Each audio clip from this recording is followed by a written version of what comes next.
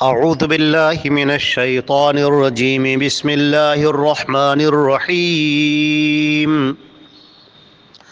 فکأین من قریة اہلکناها وہی ظالمة فہی خاویة علی عروشها وبئر معطلة وقصر مشید افلم يسيروا في الارض فتكون لهم قلوب يعقلون بها او آذان يسمعون بها فإنها لا تعمى الابصار ولكن تعمى القلوب التي في الصدور۔ یہ سورہ حج کی آیت نمبر 45 اور 46 ہے، 45 اور 46، اور ترجمہ ان دونوں آیتوں کا یہ ہے: اور کتنی ہی ایسی بستیاں ہیں جن کو ہم نے ہلاک کر دیا اس حال میں کہ وہ ظالم تھے، چنانچہ وہ اپنی چھتوں کے بل زمین پر پڑی ہوئی ہیں، اور کتنے ہی ویران کنویں ہیں اور فلک بوس عمارتیں جو زمین پر پڑی ہوئی ہیں۔ کیا یہ لوگ زمین پر چلتے پھرتے نہیں کہ ان کے دل ایسے ہو جائے کہ جس سے وہ عقل حاصل کر سکیں، اور ان کے کان جن سے یہ سن سکیں؟ چنانچہ آنکھیں اندھی نہیں ہوتی بلکہ دل اندھے ہوتے ہیں جو کہ سینوں میں ہیں۔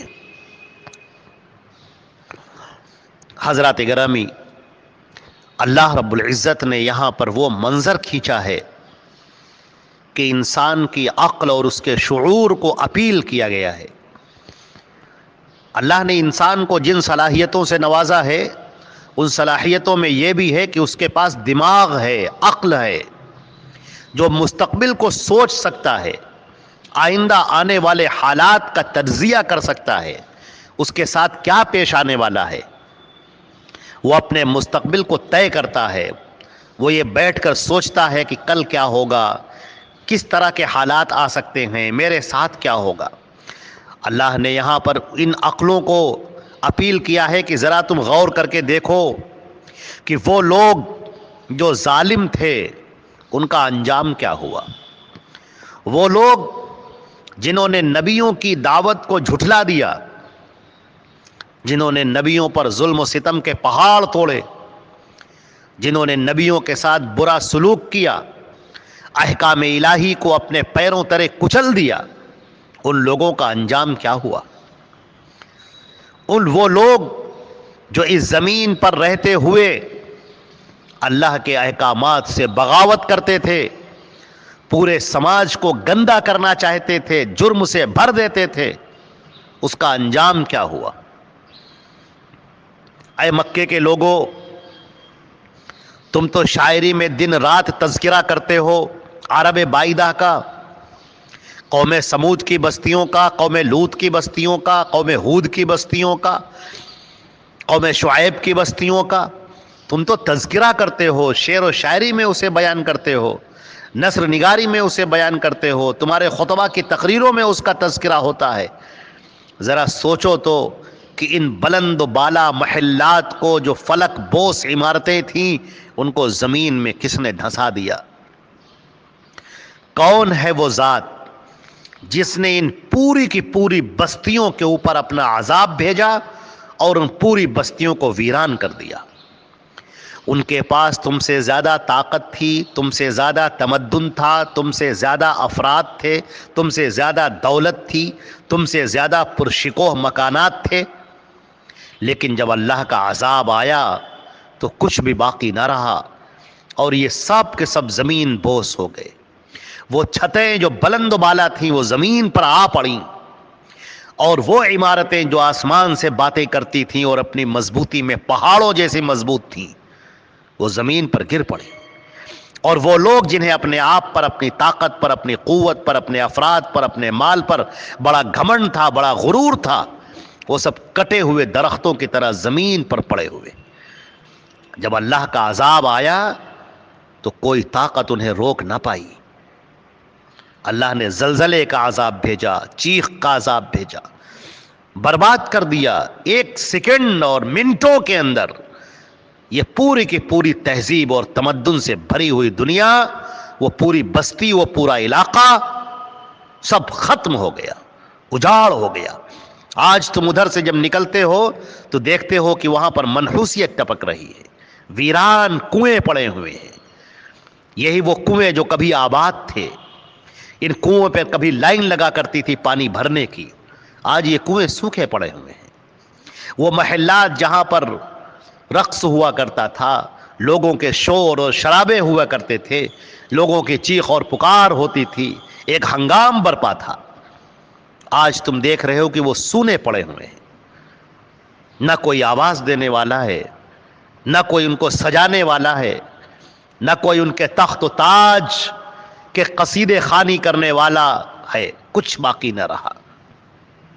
اپنی آنکھوں سے تم چل کے دیکھو، اور یہ بات یہ بھی ذرا سا غور کرو کہ ان پر عذاب کیوں نازل ہوا۔ یہ تو تمہیں پتا ہے، تم نے اپنے باپ داداؤں سے سنا ہے اور سنتے ہوئے چلے آ رہے ہو کہ اللہ ظلم کو برداشت نہیں کرتا اور ظالموں کو ان کے کیے کی سزا مل کر رہتی ہے۔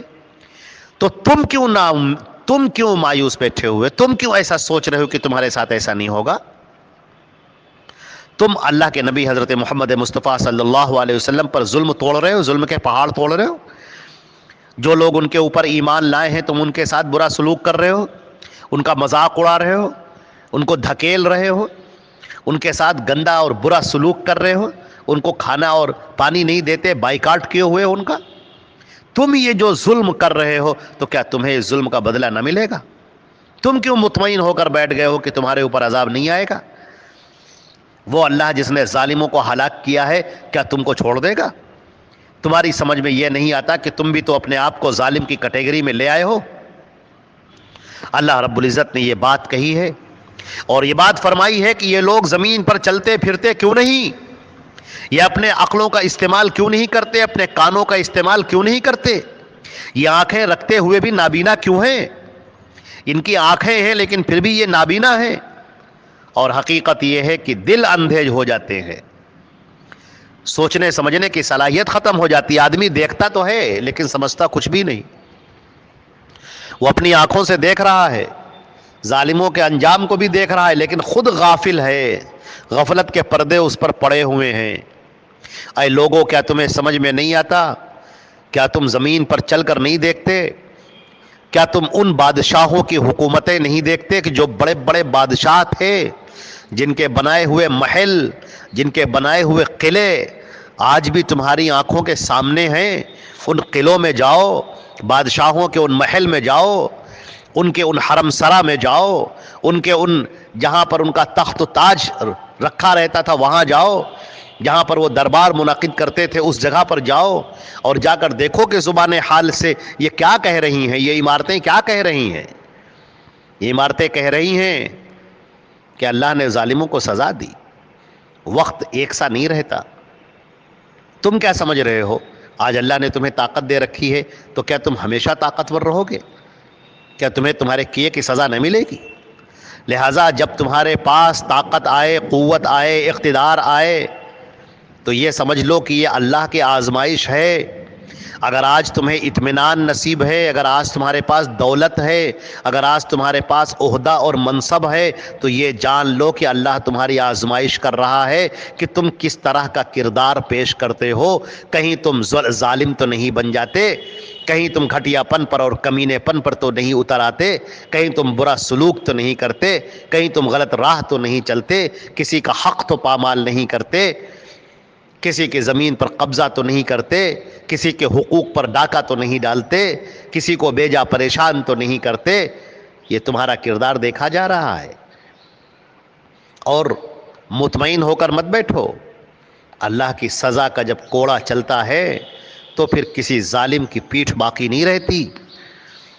لہٰذا اللہ رب العزت نے ہر ایک کو یہاں پر دعوت دی ہے کہ وہ غور کرے اور فکر کرے اور اپنے عمل کا جائزہ لے کہ وہ کیا کر رہا ہے، کیسا سلوک کر رہا ہے، کیسا برتاؤ کر رہا ہے۔ اللہ نے تمہارے درمیان نبی بھیج دیا، حضرت محمد مصطفیٰ صلی اللہ علیہ وسلم کو نبی بنا کر بھیج دیا. آج تم کو اس نبی کی قدر نہیں ہے، اس کے احکام کی قدر نہیں ہے، ان کی باتوں کی قدر نہیں ہے، ان کی حدیثوں کی قدر نہیں ہے. انہوں نے جو چیزیں پیش کی آج تم پسے پشت ڈالے ہوئے ہو اور اسی دنیا کے اندر مگن ہو، جرم پر جرم کرتے جا رہے ہو، گناہ پر گناہ کرتے جا رہے ہو، اپنے گناہوں میں اپنے بدعمالیوں میں اضافہ کرتے چلے جا رہے ہو، اور ایک بار بھی نہیں سوچتے کہ تم نے اس نبی کے ساتھ میں کیا سلوک کر رکھا ہے. کیا تم نے نبی کو ان کی نبوت کا حق دیا؟ تم نے نبی کی اطاعت کی؟ تم نے نبی کی فرما برداری کی؟ یا تم نے ہر وہ کام کیا جس سے اللہ کے نبی نے منع کیا تھا، اور وہ کام بالکل نہ کیا جس کا اللہ کے رسول نے تمہیں کرنے کا حکم دیا تھا؟ کیسے ہو تم؟ اللہ کے نبی کی اطاعت سے اگر منہ موڑو گے تو تمہارے اوپر عذاب نازل ہوگا، پھر تمہارے اوپر اللہ کی رحمتیں نازل نہیں ہوں گی، پھر تمہارے اوپر اللہ کی برکتیں اور خیر نازل نہیں ہوگا.